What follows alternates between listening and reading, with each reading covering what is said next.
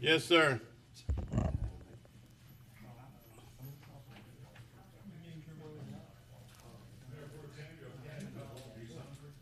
I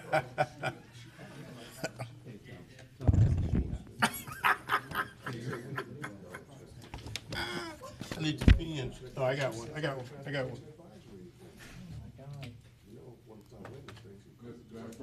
Yes, sir. I am present. Yes, sir. I was just letting you know. The Bonner told me to call it up. Shoot.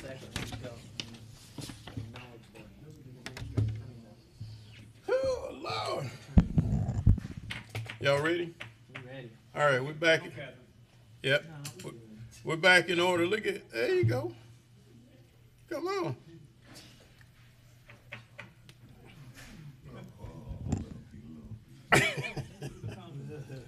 All right, we're back in order, Ms. Bonner. Anything before I go to the attorney, Ms. Bonner? No, sir. All right, Mr. Attorney. Mayor Pro Tem Commissioners will request a motion to execute the closed meeting affidavit. So moved. Second. Got a vote? Oh, voting.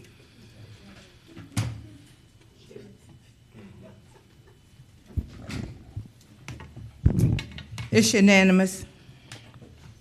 Mr. Attorney. Mayor Pro Tem Commissioners will request a motion to adopt a resolution authorizing the settlement of all claims with Cedric Crawford in the aggregate amount of $17,000 payable as follows to Cedric Crawford and Jackson Massey and Associates as his attorney.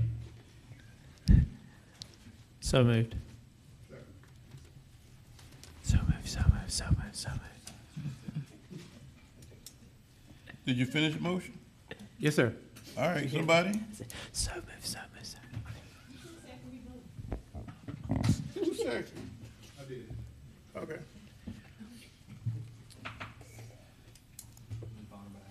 Mr. Dennis Williams. Wake up, wake up. Oh, wow.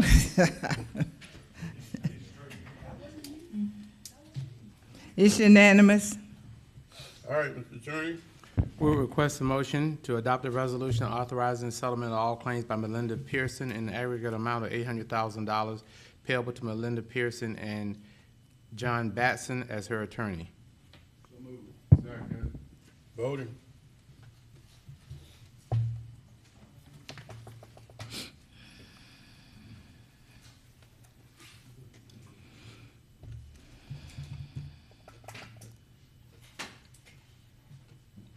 That motion carries 9-1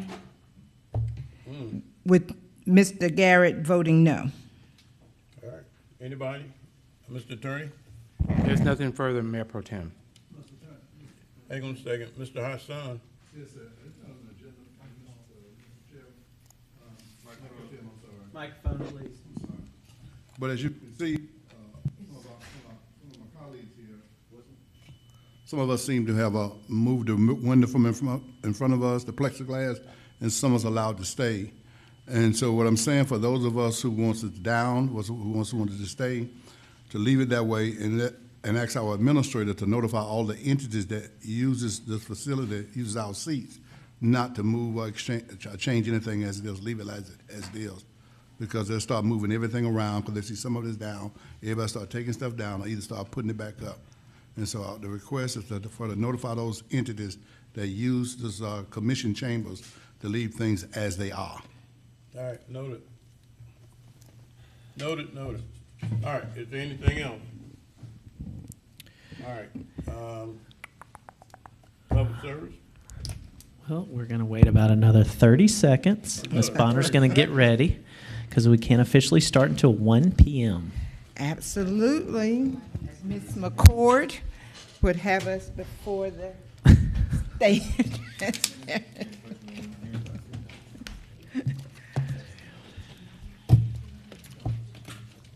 Secretary of State. All right, it's a beautiful day in Augusta, Georgia. I'd like to call public services to order.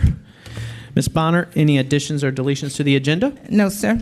If there's no questions from the body, we're going to consent agenda items number 1, number 2, number 3, and number 4. Can I get a motion to approve that? So moved. Second. Got a motion and a second. Voting, Is that please. Mr. Johnson and Mr. Mason? Yes, ma'am. Okay. Tag team.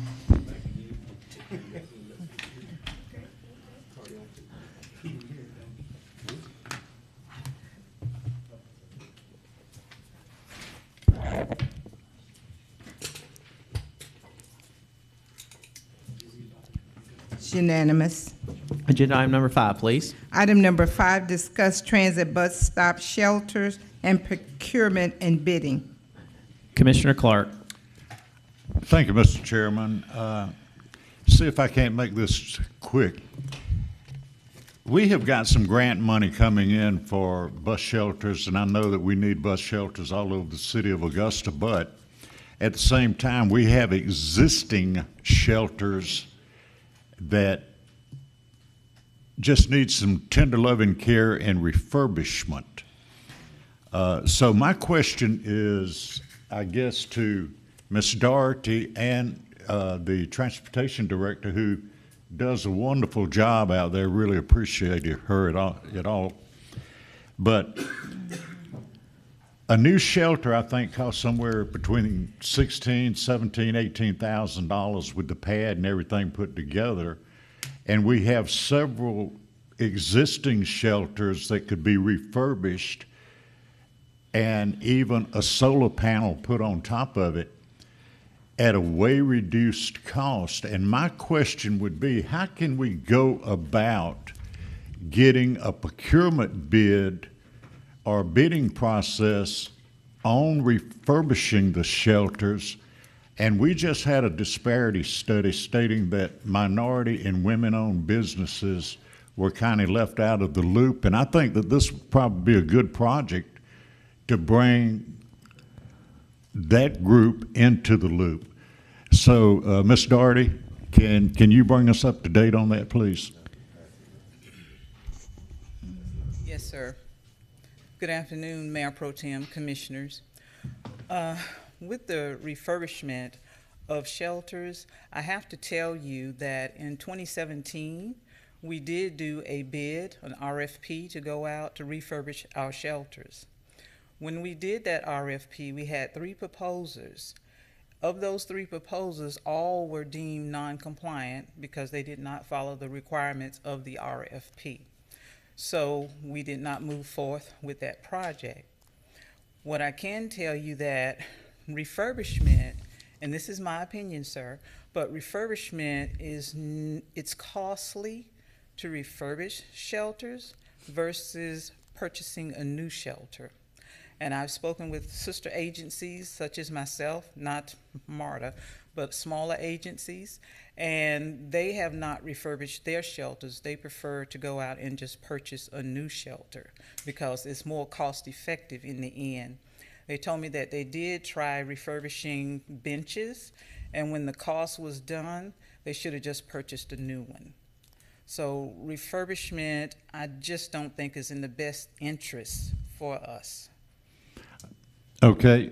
When do you project that we can proceed with putting new shelters in the locations that's already been chosen? Okay, we've already ordered a few shelters that I'm waiting to come in, and I called the company to get an ETA, and he's telling me mid-May. There have been some challenges with getting the shelters in because we ordered it back in December. Right. But COVID really has caused problems in the chain. And one of the amenities that I had requested for the shelter, the solar panel that you're talking about, the company actually went out of business. So the company that I'm getting the shelters from has been trying to find a new vendor. So I checked with him on today, and he told me that they have found a new vendor to produce the solar panels. However, they're in the process of building it. So it's not complete yet. So I asked him, you know, in the interim, could I go ahead and get the shelters in while we wait for the kit to come, and then we can put it on, you know, at a later date. And he said that I could do that, but it'll be mid-May before they get here.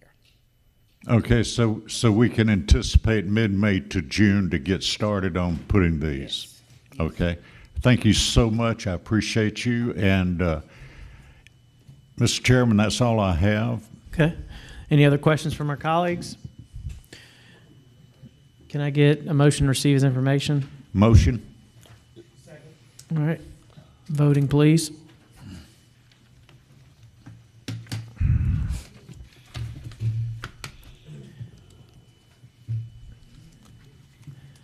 It's unanimous. And thank you, Ms. Doherty, for all you do. And that concludes public services. Thank you.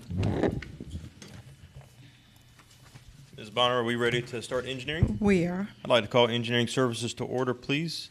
Are there any additions or deletions?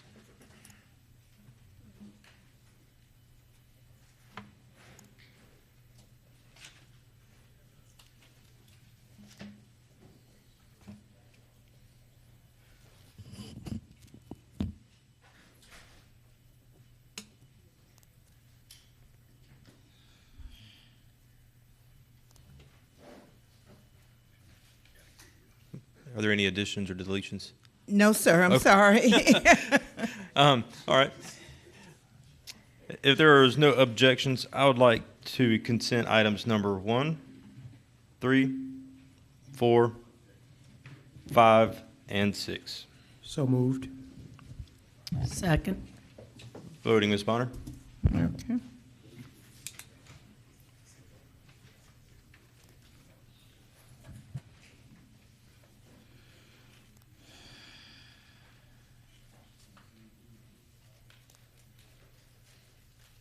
Who we waiting on? Mr. Johnson? You gotta vote. What's going on today? You tell me. It's the rain. It's the rain. Yeah, we'll say that anyways. It's unanimous. All right, we will move to item number 2. Item 2 is discuss issues with Dennis Road paving not being done. Commissioner Clark, this is your item. You have the floor. Thank you, Mr. Chairman. In a earlier conversation with Dr. Malik, he brought us up to date on the current process of the Dennis Road because as most people know, there were some apartment buildings being built out there and the citizens were complaining about, and the road still floods. It's still narrow. Nothing has been done. But we did manage to get the project moved, and if we could get Dr. Malik up to explain exactly what has concurred with this project, when it's going to be done, and what's happening with it. Dr. Malik, if you want to come forward and help explain Commissioner Clark's questions. Yes, sir. At the request of the commission, yes, this project was kind of pulled up to the front, and engineering department. It's in the TIA, next round of TIA, and right now is band 2, the way funds are allocated to different projects. So I've been in communication with GDOT to bring this project into band 1, which will start next year, 2023. But at the same time, engineering was able to find funds to advance the design phase of this project. So presently, this project is under design, actually. We're kind of halfway in the design process. Road already has 60-foot right-of-way. That's a good thing. So we will not need the right-of-way. We may need some easement to make it work. The goal is, and the target is, to get the design complete and construction plan ready by end of this year. And then most likely funding will become available for construction in second quarter of 2023. Though the TIA going to start first of 2023, but GDOT not going to release the funds to kind of collect enough funds for the first few months so they can distribute this. So that's kind of in a nutshell where we are. So the goal is to get this road under construction probably in second quarter of 2023. right. Thank you, Dr. Malik. Mr. Chairman, I think that's brought us up to date and answered the question on what we need. All right. Commissioner Franham? Thank you, Mr. Chairman. Just to follow up, and I appreciate that information. I've got reached out to as well and was able to give them the same information that was just discussed. But the washout areas that we talked about, Dr. Mead, have they been addressed from a couple weeks ago, a week ago, whenever that was? Yeah, I have to check, but I Okay. really, you know. Yeah, because I know maintenance. that turn there, we continue to have to address those. But I appreciate all your work in this, and seeing it happening next year is going to be exciting. So thank you. All right. Well, thank you for that update, and if no objections, we will receive this as information.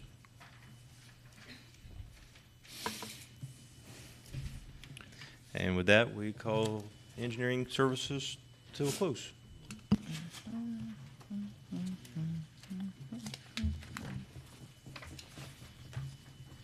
Mr. Dennis Williams, Commissioner. Okay, Madam Clerk, I'd like to call Finance Committee to order. Have there been any additions or deletions? No, sir.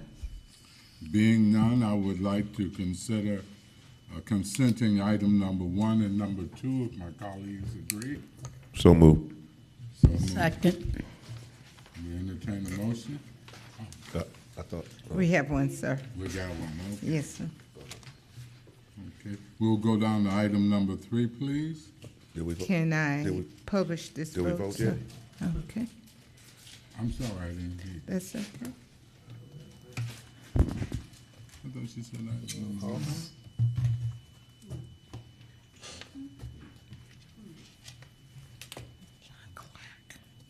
Go right ahead, Madam Finance Director. Just a minute, just for the record, Commissioner, can I get you to vote? What was the vote? Mr. Chairman?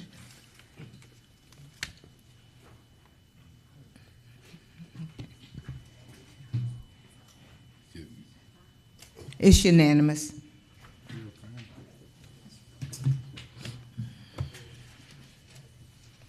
Hey, Don.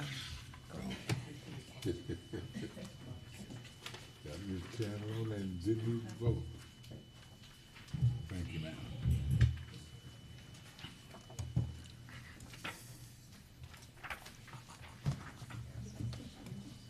Throw it at me.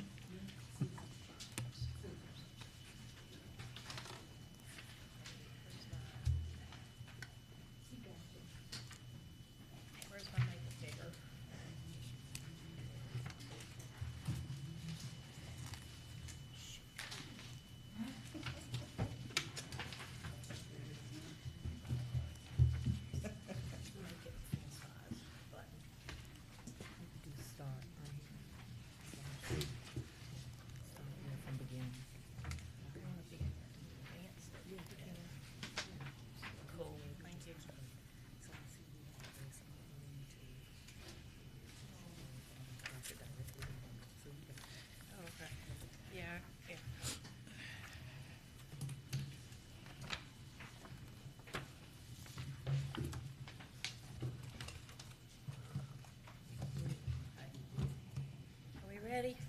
Am I ready? Yes, right ahead, ma'am. I think I was the holdup, and I apologize.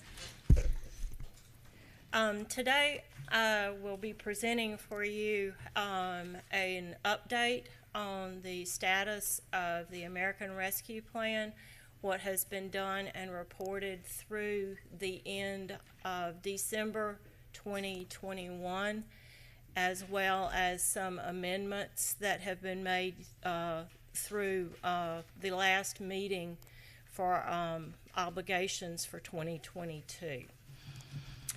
To start off, as background, as we all know, the American Rescue Plan was signed into law March the 11th, 2021. It was a $1.9 trillion package. Of that amount, $130.3 billion were set aside for counties, cities, and non-entitlement units of local governments, and the distributions are there for you on the screen. Augusta's allocation is $82.3 million, and that was a result of the legislation that was done and really kind of pushed through by some of the larger consolidated governments in Florida and New York that would provide those consolidated governments an allocation both as a city and a county. So that benefited us greatly, as you can see. Our city allocation by itself would have been a little over $43 million. The county allocation a little over $39 million, combined $82.3 million. The way the funds are set to be distributed was the first tranche of funding, which was 50%, began in the second quarter of 2021. And I would be, I don't think anybody expected it to go completely smoothly. However, there were very few hiccups. The hiccups were in our area were the result of being both a city and a county, and the original system was not really set up for you to go in the system and claim both amounts. But they've made some adjustments. Spent a lot of time on the phone with some very helpful folks. And as a result, we received the first tranche for the county of $19.6 million, May the 19th, 2021. And shortly thereafter, on June the 7th, we received the first amount on the city's tranche. So the combined total of that is half of our $82.3 million, or a little over $41 million. The second tranche of the funding, the remaining 50%, is scheduled to be received no earlier than 12 months after the receipt of the first funding round. So we're looking at May to June of this year to get the second half of our funds. As a recap, the plan that was adopted outlining the expenditures identified and approved by this body in November of 2021 totaled a little over $71 million, which left $11 million uncommitted at that point in time. So we've listed those for you, the obligations and the way that they were split up by years. You'll see this slide. We will refer back to this slide in the upcoming presentations as well, just as a refresher of what was done and to serve as a point from where we started and where we are now. So through December the 31st, 2021, out of the 2021 obligations, which totaled a little over $11.3 million, Augusta expended right at $11 million. We have itemized those expenditures for you below, and I'll explain to you why the difference, as you saw for 2021 on the previous slide, was $11.6 million, and I've listed the obligation here as 11.3. The difference, and I'll have that on another slide, but it's the Vax Up program. So we've made some adjustments through the very last meeting that you held in this month. So the unused funds from the Vax Up program were returned to the unassigned balance in February. So that was $640,000. There was a position that was approved for the state court in the amount of $125,000 March the 1st. Contract for the fire department with Lexipol to provide services was approved the end of March, a little over $123,000. And then at the very last meeting, $500,000 was approved, allocation for the Black Chamber of Commerce. So over on the right side of your screen, where you started with an $11 million uncommitted balance, you added some back, and then you made some further obligations. As it stands right now, there is $10,892,216 in that unassigned balance. So that's where we are right now. Our reporting requirements. We are required to do quarterly reports with the United States Treasury. The first one was due and was filed, and that was the information that you saw January the 31st. Our next reporting date is the end of this week. We are on track to get that done through April the 30th, and then the following dates for your remaining quarters in 2022. Those reports will be filed July, October, and then January of next year. And this cycle will continue until the expiration of the entire program. A little bit of additional information, which I mentioned before. For the VAX-UP program, originally $1.5 million was allocated towards the program. But through the various contractual obligations with the service providers, only a little over $1.2 million was actually contracted out for services. After we had filed the January 31st report, and that should say 2022. I don't care how many times you look at this thing, you can still have an oops in there. That was the January 2022 reporting period. Funds were returned to the program, and these were accrued in GAAP for the 12/31 program, and this adjustment will be reflected on our next report this week with the federal government. So we will adjust that expenditure total down slightly because of those funds that were returned from the providers that were unable to use their allocated amount. So at the end of the day, the VAX-UP program, the total cost was $859,684. Street lighting. There was a recommendation from Administrator Donald presented to the governing body on February the 22nd, just before he left, and it was received without any additional direction. As you recall, there was $6 million allocated to streetlights from the ARP program. $1.5 million of that was slated to mitigate the deficits for the fiscal years 2021 and 2022.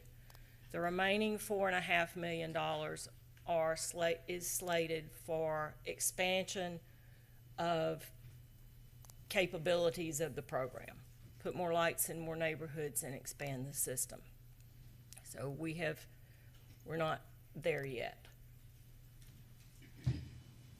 But that's kind of where we are with streetlights. We need a plan.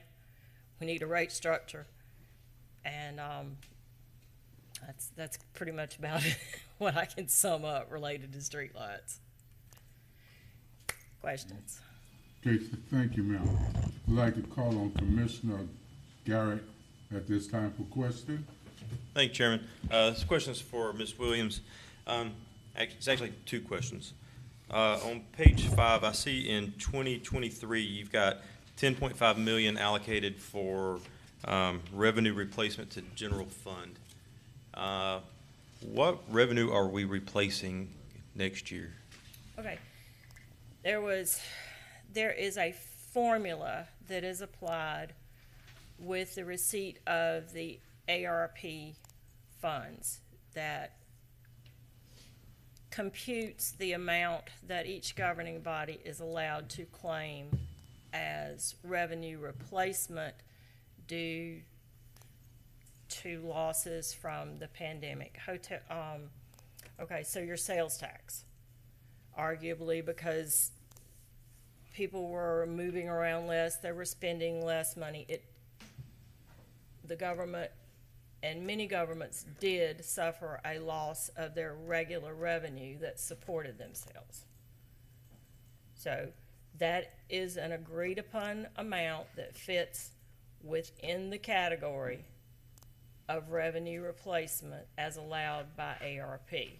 When you adopted the 2022 budget, $4.5 million was used from ARP money as revenue replacement to augment revenues in the general fund.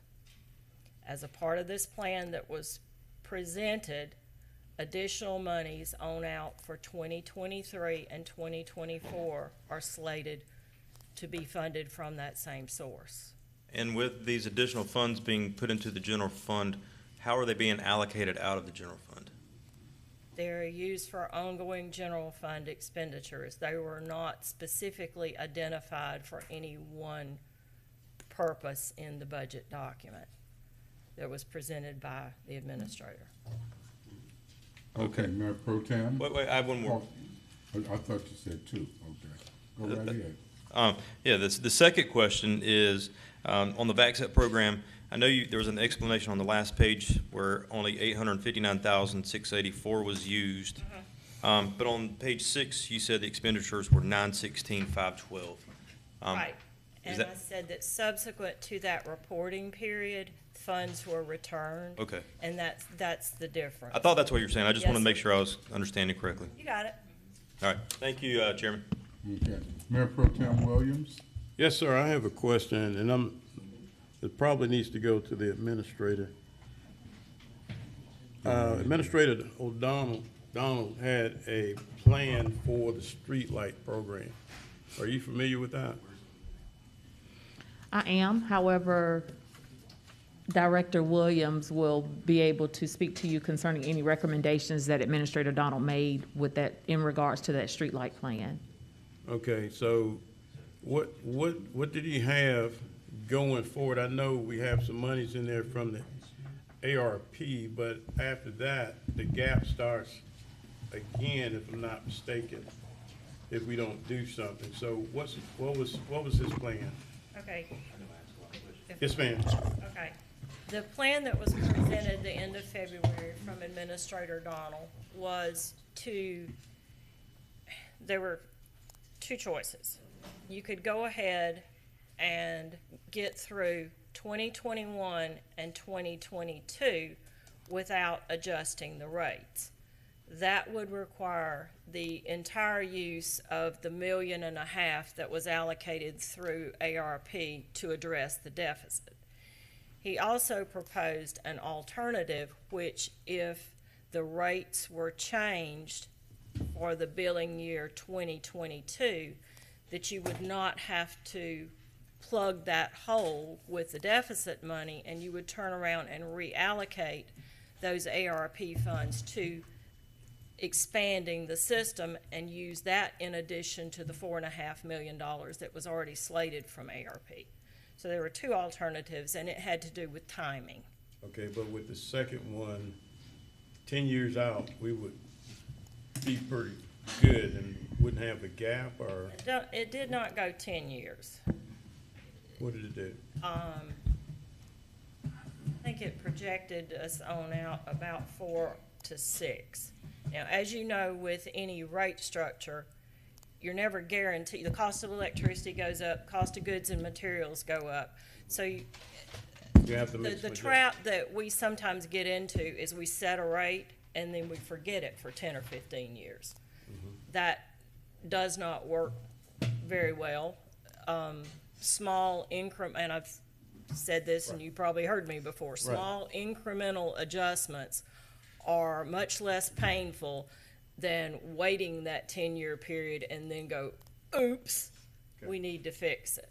Okay, so my question is, with the number 2 rate adjustments, that would be a small rate adjustment for the people of Augusta, so it would basically change rates, $15, $20, $30, $40, $50, what? Right, the presentation was a tiered rate, $50 for those without streetlights that are not currently billed. The folks that are paying currently $85 would go to $100, which is a $15 increase. Right. And the commercial that would, conversation of what if. Now, if that is the will of the body to abandon that part of the plan, then certainly we will go back in and we'll update, we'll add it back to this screen, and Okay. you will have a larger uncommitted balance. Yes, ma'am. Well, I won't try to address that now. I just wanted to, I know the $12 million was in my head, and I was just trying to just figure that. But thank you, ma'am. You answered my question. That's it? Oh, yes. Commissioner McKnight? Yes, I just wanted to ask you a quick question. When will the ARP street light funds be released to engineering?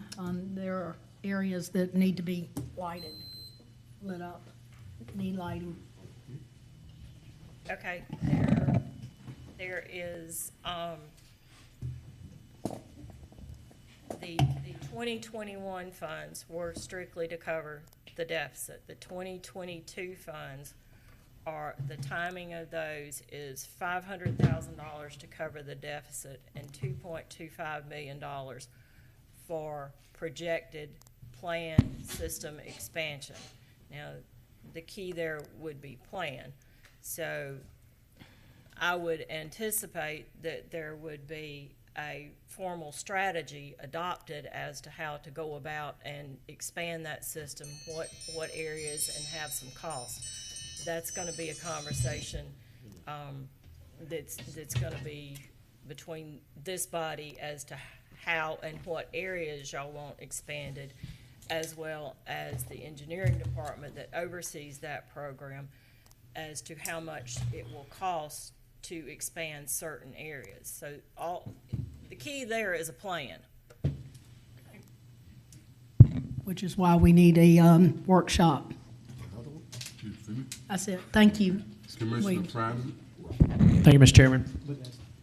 Director Williams, if you can go back to the screen again, I'm just having a hard time wrapping my head around the funds aspect, the 10.5 million. I want to ask you another question because I want clarity on this.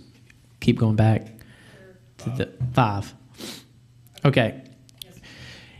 In 2023 and 2024, it says 10.5 million for revenue replacement.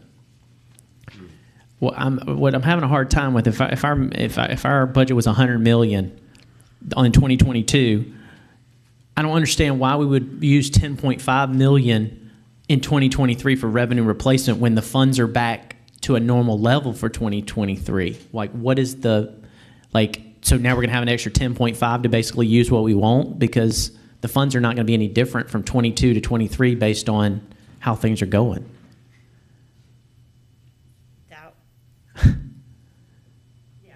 But my point is that if our budget's 100 million, why would we not take that back out and keep it at 100 million in 23, 24, and then give this body 10.5 more million to use in the ARP funds? Like, I don't understand why we're projecting a $10.5 million revenue replacement. The revenue replacement was for 2021 and 20. I mean, like, what's the justification for that? The way the program was set up and the way the numbers were presented at the point of adoption was that there would not be total and complete immediate economic recovery. So it was an estimate. This was the estimate that was put in there. It was presented. It was adopted. There is nothing on this that cannot be changed. Y'all. Yeah, and that's my and I think that's a lot of my concern is that in 25 or 24, like if we go to 1.105 because we put that in, then in 25 it's at 1.10 instead of 100 now because we spent 10.5, and a lot of that, we're using for staffing, we're using for pay increases, disparities, I mean things of that nature. So in my mind, like, we should take the 4.5 and the 10.5 right out and give this body another 15 million to do what they want to, and let's keep our budget where it's at, and we got another 15 million to make a difference in this community. And I hope the body will hear that because that's what needs to happen. I mean, it's crazy to have these numbers in here at a revenue replacement when things are back to pretty much normal almost. Maybe this year I can understand it, but 10.5, I think we really have to have some further discussion on that. So, thank you. Commissioner Mason. Thank you, Mr. Chairman. Actually, that's exactly where I was going in that same vein, especially for 23-24. We're talking about another 10.5 million that is to replace what? I'm not really sure because we replaced in 21 and replaced in 22. So in some cases, I'm not saying it's the case in this particular case, we get these numbers here, and it appears that there's some additional monies available to for budgetary items, or what are we saying, general fund items? Is that where that replacement is going? Well, Yes, sir, that's where it is slated, and as you know, the general fund is the default fund. Right. To subsidize any fund that cannot make it on its own. Right. The $10.5 million, and just for clarity, it's on there, it is for 2 years. There are some ongoing commitments that were made in the 2022 budget related to raises for departments that do not have an ongoing source of funding. So at some point, you would have to absorb those within the general fund. That $4.5 million for 2022 allowed you to balance the general fund budget and incorporate those items that the commission wished to include.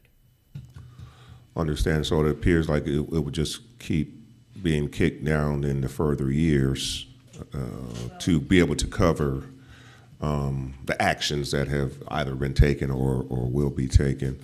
What I'm looking at here from a standpoint, from a commission standpoint, being able to do things for our community in that 10.5 window, and I do realize it's for 2 years, it says 23, 24 right there. When you add in the unassigned balance, which was 10.8 or so, there are a number of things that are coming up on the horizon quickly that we're going to have to deal with, being proactive versus reactive, that these type of funds can be used for, that's going to help out the entire community as a whole, and they're coming in very, very quickly. And so I would hope that this body would take under consideration just what my colleague was saying here, Mr. Frantum, that we perhaps take a look at doing something different with that number or some variation of that number to deal with these arising situations that are at our front door even as we speak, which obviously do not have a budget set aside for it. So please, colleagues, just do take that into consideration. And at the end of the day, it's up to us to have the foresight for what is happening, because we certainly get the blame and not very much credit when it comes to sitting in these seats, but we're certainly going to get the phone calls and the blame when we don't have appropriate trash pickup or ambulance service or whatever the case may be. So just putting that out there now, just to know that there are things that are in the forefront that we may not have enough monies to cover that we should have for the services that we need for our citizens. Thank you, Mr. Chairman. Commissioner Johnson? Thank you, Mr. Chairman. Excuse me, 3 questions. The first, can I get a update on where we are with the quick strike? We have some money here designated for the DDA and other. Can you tell me a little bit about where we are with the quick strike, the program, and who is other? Who or what is other? Commissioner, I can answer your question concerning quick strike. We've already executed the agreement with the DDA, and so they've already submitted one invoice concerning equipment that they have already purchased to the finance department. The second matter, you may recall the Pothole Palooza program that former Administrator Donald presented to you. The details of that program will be worked out with our capital projects manager, the administrator's office, as well as engineering. So you should be hearing more information about that in the coming weeks. So with the other item line, is that a specific entity or a group or a specific program? Is that ACE? What is that other? The other is the Pothole Palooza That's the Pothole program. Palooza? Okay. Yes. All right. Yeah, I mean, do we have an update on the Pothole Palooza program so far, or? That's what I just explained, that you'll be hearing more Okay. information about that in the coming weeks. Got you. All right. Next question is about blight and affordable housing. We have $1 million allocated. Is that money going to a specific entity, or is that just money that we've allocated for the need? As I understood the presentation, it was allocated to the need in those 2 years. Okay. All right. And my final question is public spaces and parks. I see we have nothing allocated there. I only bring this up because, There's $1 million. am I reading that wrong? There's $1 million in combined, which 23-24. For public spaces? Yeah. Keep going. It looks blank, Donna. I'm not seeing it. There's nothing in. It's blank for year 2022, but there's $1 million for years 23 to 24. Okay. I can answer that. Okay. All right, I'll yield to the commissioner from the 6th. Can I answer that for him? Go right ahead. Yes, sir. That's that $1 million, that's what you're inquiring about, right? The $1 million is the same thing that you got the land bank coming before you. We got a workshop coming up, I think, in May 25th or something, to talk about that, but move their money more to the front, to 22, to try to be the blight in the affordable housing.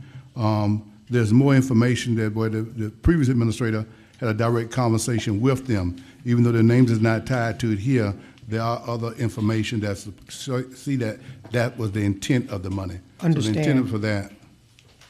Completely understand, but I'm speaking specifically for the parks and public spaces area, and I know we're saying there's a Oh, million. I'm sorry, I thought you meant the $1 million. No. I see the million for affordable housing, but I'm looking for parks and public spaces. And I may be reading wrong, but I want. There's $1 million.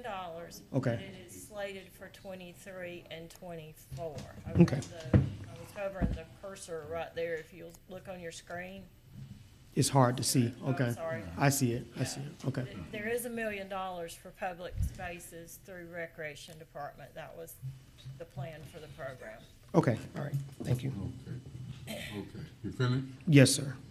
Commissioner Paving? Thank you, Mr. Chairman. I just had a question for the administrator.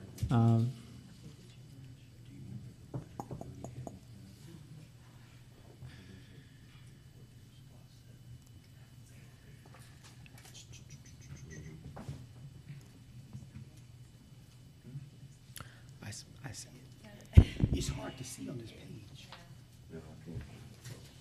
See? It's administrator. But, zero for this year. We can do that back.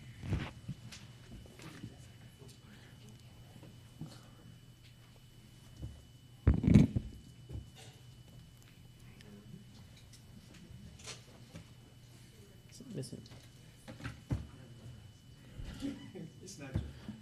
You ready? Yeah, Ms. Administrator. The previous administration was talking about possibly going through each department and eliminating jobs that hadn't been filled in X amount of time. Is that still something that we're going to have a discussion as commission?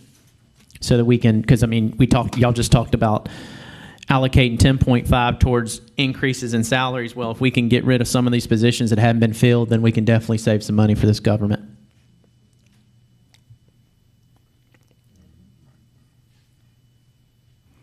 Commissioner, I don't have any information concerning that plan. I'll be Okay. more than happy to get you some. Yeah. And bring some back to you. Yeah, it at was the just, next he commission discussed meeting. it when he was here, and I think it's time this government has a good full-fledged discussion about it, because there's many positions across every department that they're just on the books to help with OT and other things, and it's time for us to, batten down the hatches a little bit. So, thank you. I'd appreciate that. If I need to put it on the agenda, I will as well. Thank you.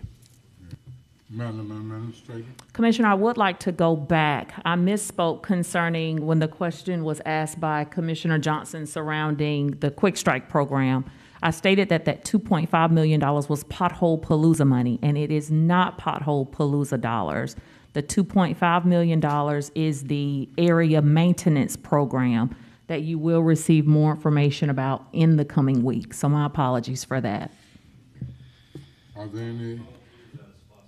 But you will also receive more information about Pothole Palooza as well. My office is working on a plan for both.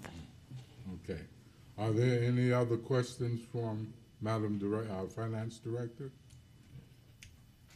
Thank you, Madam Director. Thank you very much. Have a great evening. We will entertain a motion to receive this as information. It's been moved and second. Please cast your vote.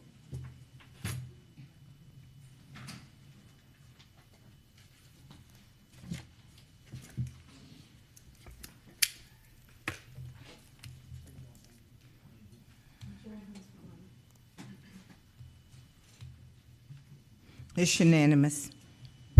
Thank you. Madam Clerk, that concludes Finance Committee. Have a good day.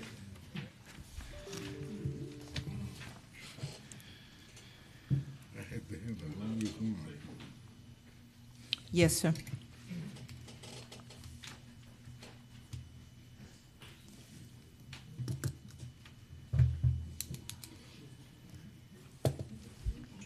Are we ready for public safety? Yes, sir, we are. Thank you. I'd like to call public safety to order, and without any objections, I'd like to consent item number 2. So moved.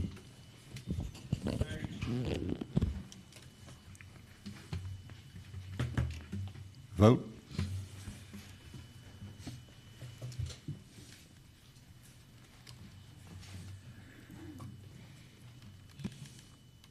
It's unanimous.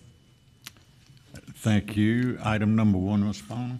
Item 1, request Chief Clayton to address public safety and commission concerning crime increases and needs to combat the issues. Okay, thank you.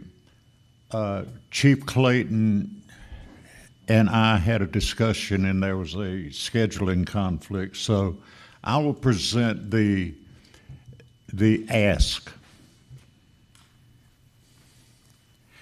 As everyone in the city of Augusta knows, we have had crime, shootings, and murder escalation. And it hasn't been just among any particular group. It's across the board. It's everybody. It's absolutely Dodge City almost. Augusta doesn't need to be that way. Augusta can't be that way and continue to grow. We have children and young adults, men and women, dying on our street for stupid, idiotic reasons. It's got to stop. You cannot expect the police department, the sheriff's department, to have an officer on every block watching every move everyone makes. It's an impossibility. Can't have it, won't happen. The sheriff's department has come with several asks to help them increase the protection of our citizens and to try to curtail some of this violence. So today, I'm coming before this committee representing the Sheriff's Department with an ask. Since they cannot be everywhere at one time, they need some more eyes, and those eyes are called cameras. The cameras will be put around different parts of the city that has the highest crime that's going on. They do have a grant to get some cameras, but today they say that it would be a great help if we could allocate $60,000 to buy an additional 25 cameras to put around the city. That way they have eyes, they can help prosecute, they can help find, they can help see what's going on. So I would like to open it up for discussion with the other members of the committee and the other commissioners, and let's hear your thoughts on this.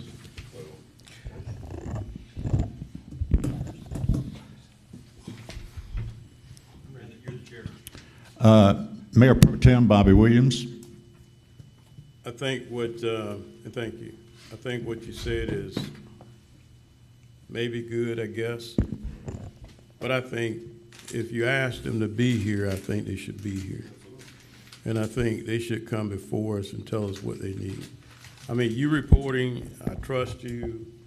You know, I have all the confidence in you. but we have to work together, and some of that is, sometimes you may have to come and present things yourself. So basically, I'd want to hear it from them. I wouldn't want to vote on anything with this. Thank you. Thank you, Mayor Pro Tem.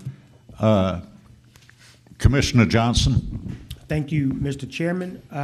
I will agree with the Mayor Pro Tem here that, you know, it's important to have the Sheriff's Office present because although we have an interest in fixing the crime problem in our neighborhoods, it's on the Sheriff's Office.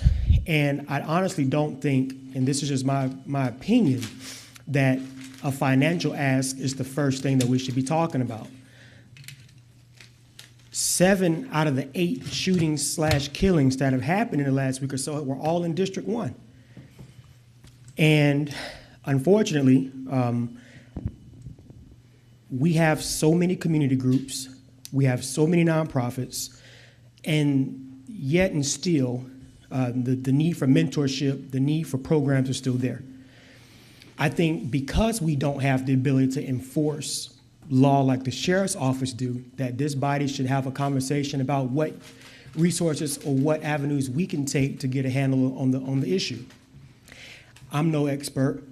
I don't proclaim to be a genius. But what I do know is that I grew up in East Augusta.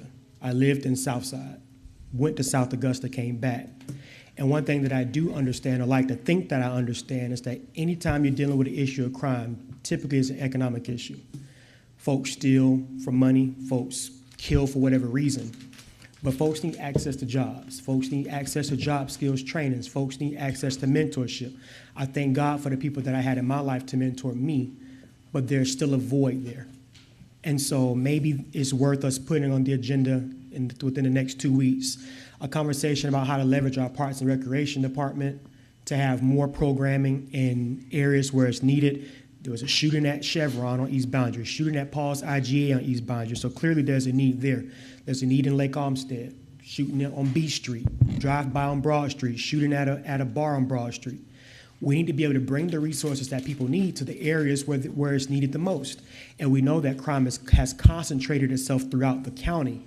But when you have 7 or 8 shootings/killings in a matter of 2 weeks and they're all in one district, I mean, that breaks my heart. Because I said it once and I'll say it again. Sometimes in these situations, I knew the young folks involved in the killings. I knew them. So my request, and I'm not, making a motion because I'm not on your committee, but I will hope that they will come back to the commission. I hope that the Sheriff's Office will come, preferably the sheriff. Mm-hmm. And what I will also hope is that we identify what we can do as a body to have programming in areas where it's needed the most. And I will hope that that's something that we can discuss rather quickly, because I'll be honest with you, this isn't going to get better. I mean, when we have an 8-year-old gunned down in Southside, I mean, something needs to be done. And I think that we do have tools at our disposal to get something done. However, I just don't think that allocating money right now should be a part of the conversation. There needs to be a conversation, but a conversation can't be held if those people necessary to have the conversation is not at the table. So I know I said a lot, but I'm going to leave it at that. And thank you. I yield, Mr. Chairman. Thank you, Commissioner, and very well said. Thank you. Commissioner Franham. Thank you, Mr. Chairman. Wholeheartedly agree with both my colleagues that just spoke. I think in the last, 5 to 7 years, this body has given the Sheriff's Department everything they've asked for. We've given them over $13 million. And a $60,000 ask isn't a lot, and I'm sure the cameras will make a big impact for sure. But when the department has over 100 plus openings and they can't find resources, I mean, in my mind, they don't need $60,000 from us. They probably have $60,000. But this issue is a bigger issue. It's a community problem, as Commissioner Johnson said. I mean, we need to come together as a community. A lot of people are asking us to do something about it, but frankly, we can't do anything about it except funding. I mean, we don't control anything he does, but a lot of people think we do in this community. We need to support him, though, and support all law enforcement in this community. But this is very tough discussions that happen at every level to make this community safer. So I would hope that we would basically get the sheriff to come here, explain, help, ask for help on what we can do from a resources, not just financial. There's things that we can do. There's mentorships that we could do as a community that everybody could do. Churches, everybody. I mean, this is not just the law enforcement aspect. This is all the way down to your family life and things of that nature. So that would be my thing, is I want to support it, but at the same respect, like $60,000, that's not that much money when you think of the money that we have given them and everything that we've given them from a financial standpoint. So thank you, Mr. Chairman. Thank you, Commissioner Franham. Commissioner McKnight. Thank you, Mr. Chairman. I'm going to throw my 2 cents in real quick, since over the weekend I got calls about, in District 3, about, people watching the news saying how, they see people getting shot just about every day. This isn't supposed to be something normal in Augusta. We're better than this. And I will say this, going to the Circle K, which I visit, and I'm sure a lot of y'all do too, no, we don't want people up there shooting one another right up the street from where we are. It's unacceptable, and I am in support with trying to get cameras, and I'm also hoping that maybe next week or week after we can get Sheriff Roundtree and Chief Clayton in here to speak before this body, and let's get this addressed, because this can't keep going on. And I appreciate you letting me speak. Mr. Chairman, thank you. Thank you, Commissioner McKnight. Commissioner Hassan. Thank you, Mr. Chairman. I think everything my colleagues have said has made a lot of sense around this issue. But at the same time, we realize what the sheriff's office is doing. We've actually given quite a bit of resource, but ultimately the sheriff department cannot solve this problem alone. This is a community-wide issue. I think one of my colleagues mentioned pretty much we got our recreation department. We need to find a way for them to go back and look through and create programs and put them back in there. Remove something of those $2 that we are charging for people to come into the gyms and things like remove those issues. Those are barriers to keep you from coming inside. We also talked about getting those lights back on. We need to fix those lights. We'll put programs back into these centers so people can take full advantage of these centers and programs, probably after-school programs or what have you, that we can do to do that all as well. Also, we got to do exactly what we just did around the issue of homelessness task force. We got to see, can we get these organizations, social organizations that deal with families and children together to get in the same space and place, because much of it is a duplication of services in many ways. It's not that anybody's not doing a good job, but we probably can do a great job if they really understood what each one of us is doing and give each one the support. So we need to find a way to do that, to reach out to them, such as the organizations as Augusta Partnership for Children and other entities out there that provide those services, a lot of those EOA programs. All those things need to be done. We also need to find a way to get our media outlets involved in this, and these talking about public service announcements to try to help law enforcement make announcements around when you get involved with crime, when you get involved with gangs, what those sentences enhancements look like, just because you're associated and being a part of a gang. So it needs to be all hands on deck in this regard to try to make this community a much, much better community. But be mindful, this is happening across the country. Now, I don't make any of it right now. That's not to justify any of it, because it's not right. And we also got to address the issue of what we call snitching versus protecting your own neighborhood. You know, a snitch to me is a person who's in the street committing crime and getting paid to put other folks in jail while he commit crimes. He or she commit crimes. Protecting your neighborhood is quite different.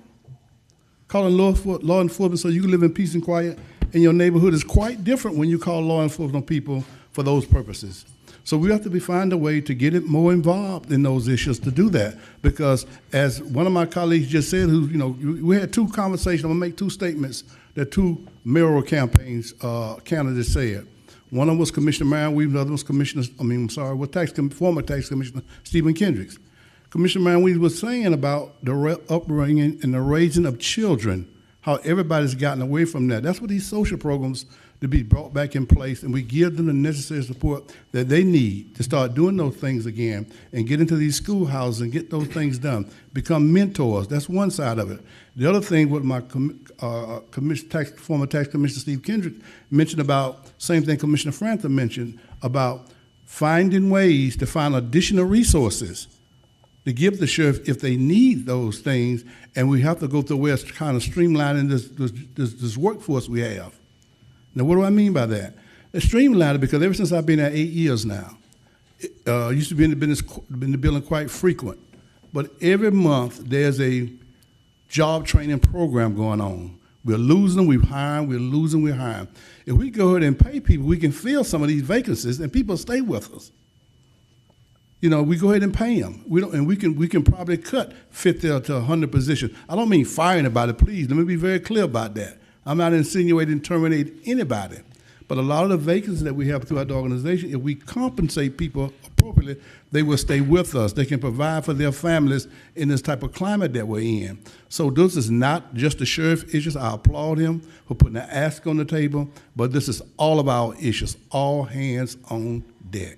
Thank you, Mr. Chairman. Thank you, Commissioner Hassan. Commissioner Mason, please. Thank you, Mr. Chairman. And I agree with my colleagues who've spoken here. This is a community issue. If everybody does a little bit, then nobody has to do a lot. The harvest is plentiful, but the laborers are few. And we've got to change that. We've got to do more within our communities, the community effort.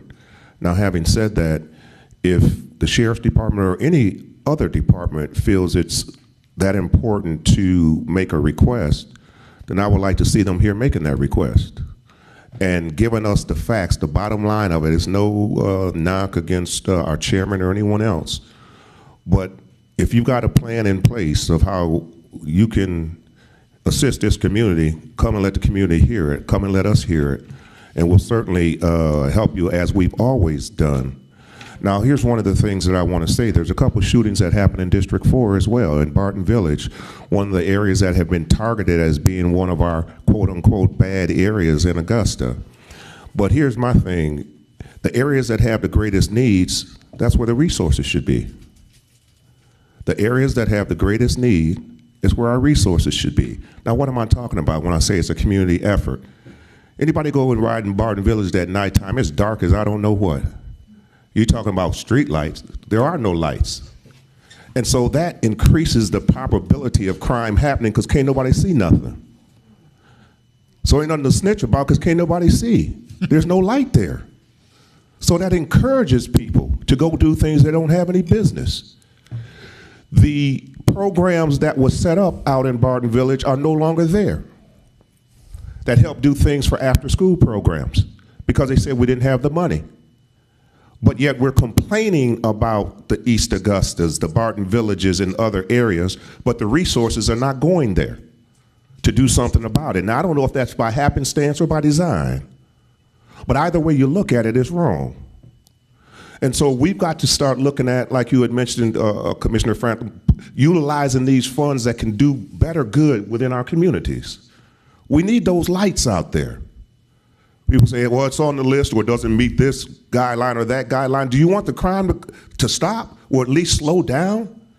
Putting some lights would be a first thing that we could do to help out this situation. And so as we're looking at how we can help with the concerning crime increase, let's look at it from a holistic standpoint because there's no one entity that's going to be able to take care of this in and of itself. It's going to be a collective body for this community in order for us to see some real change. Now, the question that we have to ask ourselves, for those of us that are in leadership positions, do we really want to see that change? And do we want to see it in those areas? Or do we want to let it just continue on and fester because it's not in your backyard? That is a question for this commission, for this body, for that sheriff, and anyone else who lives in this community. We all have the ability, or should have the ability, to have equal access to those things that are necessary to keep our communities flourishing. And yes, we have to take some personal accountability too. That's first and foremost. And so as we continue these discussions, I would hope that we would look at these areas of great need and start prioritizing some of what we talk about when we talk about these street light fees and where street light and where they should be going and how that's prioritized. Thank you, Mr. Chairman. Thank you, Commissioner Mason. Commissioner Dennis Williams. Thank you, Mr. Chairman. I was trying not to say something, but I was trying not to say anything. I was hoping one of the 9 would say it. But we're going to have to be careful as citizens in who we elect to public office. Now, any Tom, Dick, and Harry could get a weapon and carry a weapon. Now, it's supposed to be the good fellas, but, you know, if there's some good, there will be some bad. So we need to be careful of who we go to the polls and vote for. I'm not saying vote for anybody in particular, believe me. What I'm saying is that we as citizens have to be careful and careful, what's the right word? And we have to be careful about who we put in public office and represent us. Because times go get rough. There'll be a lot more killings around when anybody could get a weapon and carry it on their person, with a license, without a license, with training or not. So we need to be careful. That's all. Thank you very much. Thank you, Commissioner Williams. Commissioner Franham. I just have to say something. I want to follow up Commissioner Mason. Commissioner Mason, it's all our backyards. I know it doesn't necessarily maybe happen sometimes in where I live as well as much as some of your areas, but at the end of the day, like, we're all one. It's affecting our school systems. People don't want to move here. I had a real estate event yesterday, and I had to hear about it throughout the event. It just pisses me off, frankly. And it's all our problems, even though it might not happen right at my back door. But it does happen on Washington Road. I mean, we had it during Masters Week. So it is all our problems. And like you said, it's going to take us all to do it. And frankly, I hope that the sheriff is listening, because we're all here to help. We're not here to criticize. But the bottom line is that it's going to take all of us, and we're going to have to get creative. And we're going to have to go into places that maybe we haven't and put resources where we haven't before, frankly. So I appreciate your comments, though. So thank you for that. Thank you, Commissioner Franham. I'd like to make this statement.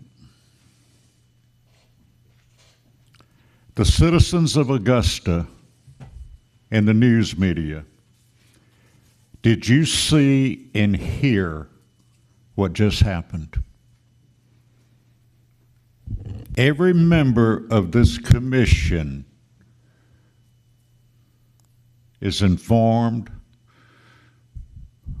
they're dedicated, and they want to find answers. And I commend each and every one of them for their comments, for their service to this community, and for their passion. As public safety chairman, I am a conduit. And I think that's what I did today. I will reach out to the sheriff and Chief Clayton and ask them to come before us again to address this body, and let's hear their thoughts. Commissioners, I appreciate each and every one of your comments. Every statement was point on, and I appreciate it. And I'm certain that the citizens do. And with that being said, I would like a motion to take this as information and to reach out to the sheriff's office to appear before us.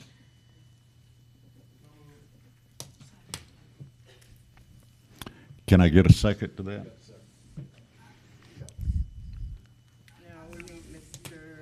You want to second it, Mr. Chairman?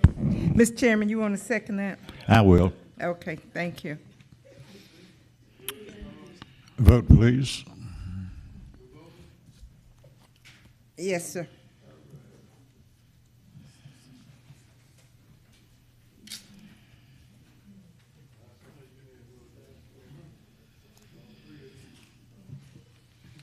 Mr. Dennis Williams.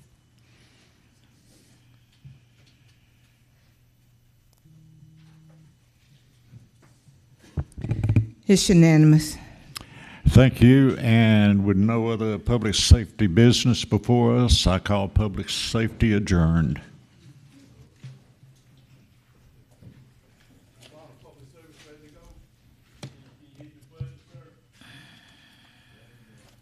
Ms. Bonner? You said administrative services. Mhm. She tried. No, sir.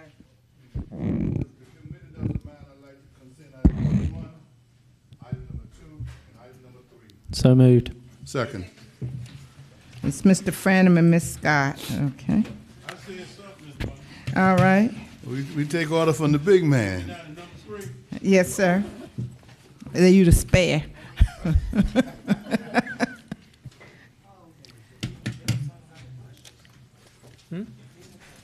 Oh, I need you to vote. Yes, sir.